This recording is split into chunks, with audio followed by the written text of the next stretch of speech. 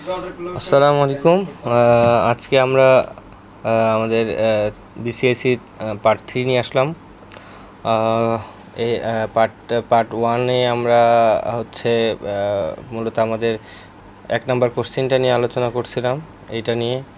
আর হচ্ছে পার্ট 2-তে আমরা 2টা প্রশ্ন নিয়ে আলোচনা করছি। সেটা হচ্ছে আমাদের কোশ্চেন 2 নাম্বারটা এবং 3 নম্বর কোশ্চেনটা নিয়ে আমরা আলোচনা করছি। আজকে আমরা আমাদের পার্ট 3-তে আরও 2টা বা 3টা অঙ্ক নিয়ে আমরা আলোচনা করার চেষ্টা করব আপনাদের বোঝানোর স্বার্থে। তো এখন আমরা চলে আসি আমাদের পার্ট 3-র যে 3-এর বি প্রশ্নটা ছিল, এটা একটা রিটেনিং ওয়ালের প্রশ্ন ছিল।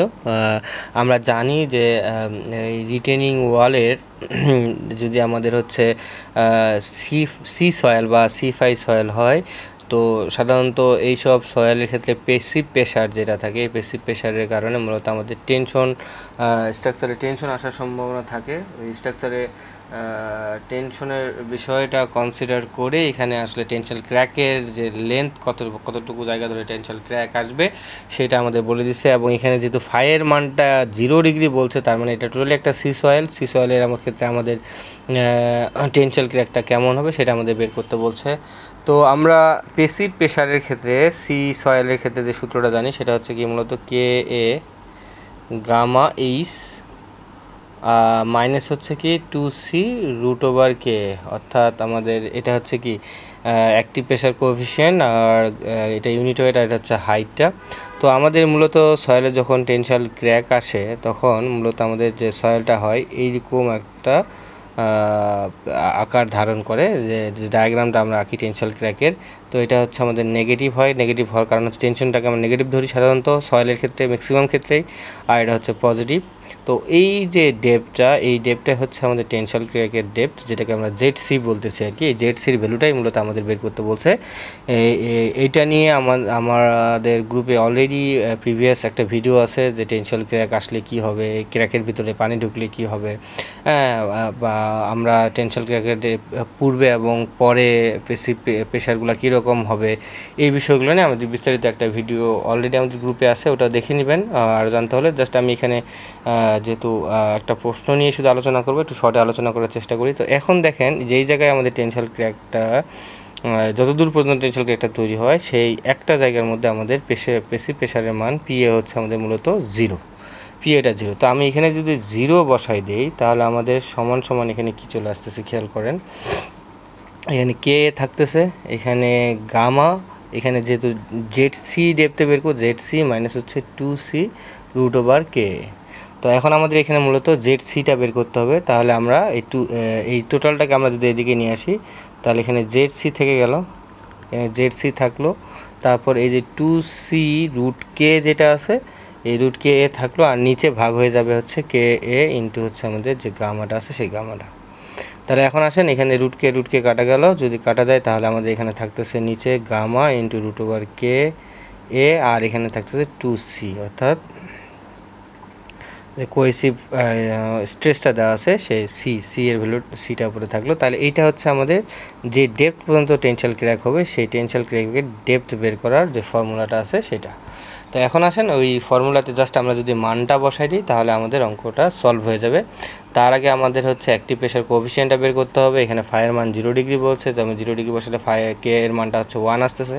তারপর এখানে সিইউর মান প্রশ্নের মধ্যে 300 PSF দেওয়াই আছে, গামার মানও দেওয়া আছে 110, বসাই দিলে মূলত আমাদের এখানে যে ZCর মানটা 5.45 ফিট চলে আসছে। অর্থাৎ আমরা এখানে যে টেনশাল ক্র্যাকের ডেপটা দেখলাম যে এই সয়েলটার ক্ষেত্রে আমাদের যদি টেনশাল ক্র্যাক আসে অ্যাক্টিভ প্রেশারের ক্ষেত্রে তাহলে এটা 5.45 ফিট পর্যন্ত টেনশাল ক্র্যাক ডেপথ আসবে।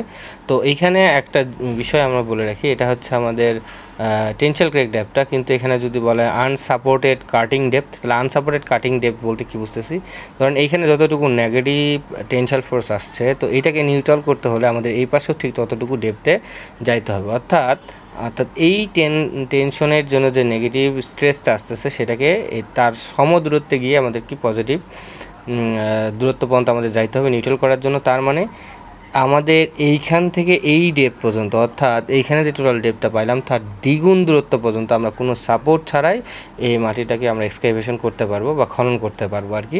তার মানে এটা আমাদের যদি প্রশ্ন বলা হতো যে আনসাপোর্টেড ডেপথ কত, তাহলে আমাদের এখানে যে জেডসিটা পাইতাম এটার সাথে জাস্ট একটা 2 গুণ করে দিলে আমাদের হয়ে যেত। জাস্ট এটা একটু এক্সট্রা কিছু বলে দিলাম যে প্রশ্নটা এভাবেও চাইতে পারে পরে কোনো পরীক্ষার মধ্যে আসলে। তো এই হচ্ছে আমাদের মূলত যে 3 নাম্বার 3-এর বিটা ছিল, এই 3-এর বিটা সম্বন্ধে জানলাম। এখন আমরা 4-এর এ যেটা ছিল সেটাতে আমরা মূলত আসি। সেটা মূলত একটা কী ছিল, একটা রিভারের কথা বলা হয়েছিল, যে রিভারটাতে আমাদের যে ওয়াটারটা ফ্লো হচ্ছে তার ভ্যালোসিটি হচ্ছে 3 মিটার পার সেকেন্ড, এবং আপ স্ট্রিম এবং ডাউন স্ট্রিমের মধ্যে যে আমাদের ডেপথের যে মানে বা এলিভেশনের যে ডিফারেন্সটা সেটা হচ্ছে কত 90 মিটার বলা হয়েছিল, এবং এটার নির্গমনের পরিমাণ 50 কিউবিক মিটার পার সেকেন্ড বলা। অনেক জায়গায় সলিউশন দেখবেন এর 500 বলা আছে, মানে কোনো একটা বই থেকে এটা দেওয়া, সেই বইটাতে 500 দিয়ে আসলে অঙ্কটা দেওয়া, ওই জন্য সবাই ওইটাই সলিউশন করছে। কিন্তু আমাদের যেটা বিসিএসসি পরীক্ষায় আসছিল এটা কিন্তু 500 দেওয়া ছিল না। আপনারা যারা অঙ্কটা করছেন তারা দেখছেন এটা হচ্ছে মূলত 50 দেওয়া ছিল। তো এখন এখানে একটা জিনিস জাস্ট খেয়াল করার, সেটা হচ্ছে ওয়াটারটা যখন এই দিক থেকে মুভ করতেছে তাহলে এখানে 2 ধরনের এনার্জি আছে। একটা মুভ করার কারণে, একটা ভেলোসিটি থাকার কারণে সেটা হচ্ছে কাইনেটিক এনার্জি, একটা হচ্ছে কাইনেটিক এনার্জি, পাশাপাশি যেহেতু একটা হেড ডিফারেন্স আছে তার মানে এখানে একটা কাজ করতেছে আমাদের পটেনশিয়াল এনার্জি। এই দুইটা এনার্জির কারণেই মূলত হচ্ছে কি ওয়াটারটা আমাদের ফলো হয়ে আমাদের উপর থেকে আপ স্ট্রিম থেকে ডাউন স্ট্রিমের দিকে আসতেছে।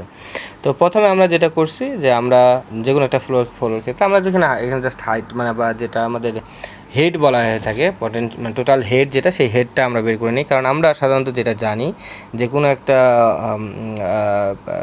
নির্গমনের যদি আমরা হচ্ছে হর্স পাওয়ার বা আপনার হচ্ছে কতটুকু আপনার পাওয়ার জেনারেশন হচ্ছে সেটা যদি আমরা বের করতে চাই, সেটা সমান আমরা পি সমান আমরা যেটা লিখি যে এটা হচ্ছে কিউ গামা এইচ। মূলত আমাদের এই টোটাল এসটাই বের করে নেওয়ার প্রয়োজন। এখানে আমরা মূলত এই কাজটাই করবো, এসটা বের করে নেবো। এসটা মূলত আসতেছে কার জন্য, একটা পটেনশিয়াল হেডের জন্য, আর একটা হচ্ছে কি আমাদের কাইনেটিক হেডের জন্য, এই দুইটার জন্য আসতেছে। তো আমাদের এই পোর্শনটা হচ্ছে মূলত এটা এইচ হিসেবে কল্পনা করতে পারেন, এটা হচ্ছে আমাদের পটেনশিয়াল হেড, আর এটা হচ্ছে আমাদের মূলত আমাদের কাইনেটিক হেড আর কি। তো এই দুইটা আমরা ক্যালকুলেশন করে এখানে জুল পার কেজি লেখা হয়েছে, কারণ এখানে আপনারা যদি ইউনিটটা খেয়াল করেন, ইউনিটটা খেয়াল করলে আপনারা এরকম একটা ইউনিটে আসে। অথবা আপনি যদি চান আমি জি দ্বারা ভাগ করে দিব তাও কিন্তু হবে। আপনার হচ্ছে এখানে যদি আপনি v square divided by 2g plus এখানে শুধু এইচ লেখেন তাও কিন্তু জিনিসটা একই রকম হয়ে যাচ্ছে। জাস্ট জিটা এখানে এই ইটাকে যদি এখানে একটা জি আছে না, জিটা যদি আপনি এখানে কমন নিয়ে নেন, খেয়াল করেন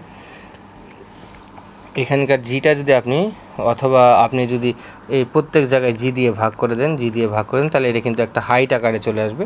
দেন ওই হাইটটাকে আপনি এই যে ফর্মুলাটা বললাম যে আমাদের পি সমান কিউ গামা এই গামা ডাব্লিউ ইন্টু এইচ এখানে বসাই দিলেও আমাদের হয়ে যেত। এটা হচ্ছে আমাদের মূলত যে হেডটা টোটাল সেই হেডটা আসতো।